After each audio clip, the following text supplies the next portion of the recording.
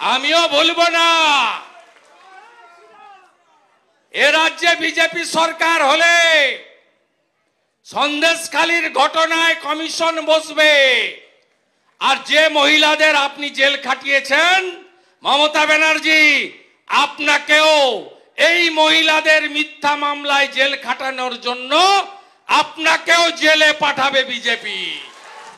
সন্দেশখালীর মানুষ একদম মুখে ঝামা ঘষে দিয়েছে। বসিরহাট লোকসভা 3.5 লাখ ভোটে তৃণমূল জিতেছে।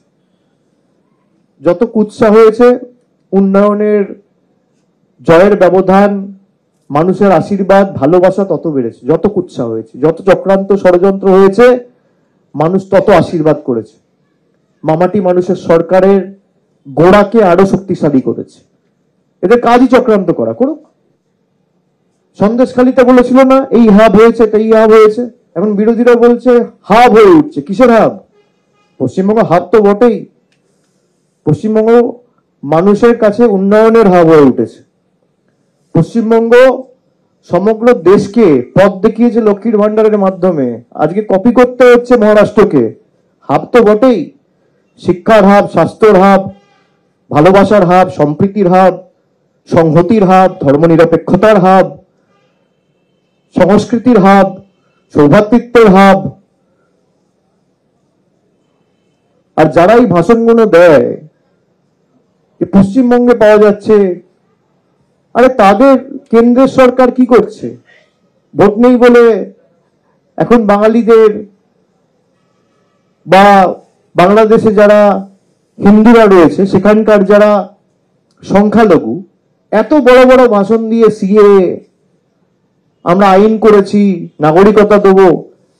এখন তারা যে অত্যাচারিত হচ্ছে তাদের বিরুদ্ধে কোন রকম ব্যবস্থা, তাদের যারা অত্যাচার করছে তাদের বিরুদ্ধে কোন রকম ব্যবস্থা কেন্দ্র সরকার নিচ্ছে না কেন? নির্বাচন নেই বলে? আমি প্রশ্ন করতে চাই যে 5 তারিখ অগস্ট মাসে যে ঘটনাটা, যে নৈরাজ্য বাংলাদেশে শুরু হয়েছে, আজকে August, September, October, November, December, 5 মাস হয়ে গেল। 5 মাসে 5 মিনিটের জন্য কেন্দ্র সরকারের সময় হয়েছে মানুষের জন্য ভাববার, কিছু করা? এ তো অভিযোগ ছাড়া কিছু নেই। এত বড় বড় ভাষণ না দিয়ে কেন যাচ্ছে না দিল্লিতে?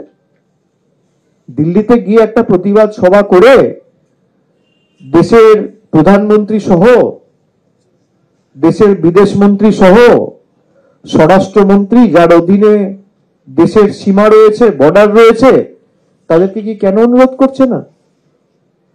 বর্ডার সিকিউরিটি ফোর্স কি করছে? যদি কেউ বাংলায় ঢোকে, এই তো কিছুদিন আগে দেখেছেন ত্রিপুরায় এতজন ধরা পড়েছে। ত্রিপুরা সরকার তৃণমূলের, ডবল ইঞ্জিন সরকার তো। আসামে এতজন ধরা পড়েছে, আসামের মুখ্যমন্ত্রী কি তৃণমূল করে? কোথেকে ধরা পড়ছে? ত্রিপুরায় ধরা পড়েছে, আসামে ধরা পড়েছে। তাহলে ওনারাই তো বলেন ঘুষপেটিয়া, উল্টা লটকা दूंगा, চুন চুনকে দেখুঙ্গা। কাকে উল্টো ঝোলালো? আজকে যারা ধর্মের নামে অত্যাচারিত হচ্ছে, তাদের যারা উল্টো ঝুলিয়ে দিচ্ছে, তাদের বিরুদ্ধে দেশের প্রধানমন্ত্রী সহ, কেন্দ্রের সরকার, স্বরাষ্ট্রমন্ত্রী সহ, বিদেশ মন্ত্রী সহ, পুরমন্ত্রী সহ নীরব কেন? এই প্রশ্ন তো সাধারণ মানুষের মনে জাগছেই। আর বাংলার পুলিশ যদি সহযোগিতা না করত, কোন জঙ্গি ধরা পড়তো না।